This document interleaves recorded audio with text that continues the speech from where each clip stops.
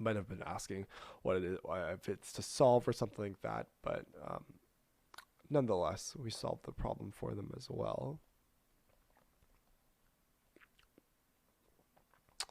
So again, I've been getting a lot of these problems here. It's asking us how many quarts in a gallon, and I feel like I've answered this question so many times here.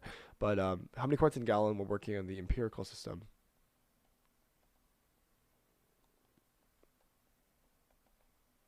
It's asking how many gallons in a quart or how many quarts in a gallon.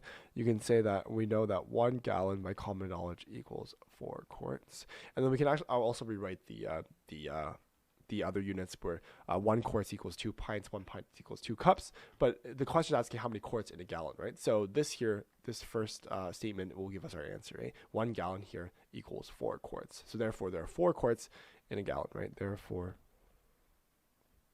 4 quarts in a gallon here. So the solution here is correct. There are 4 quarts in a gallon.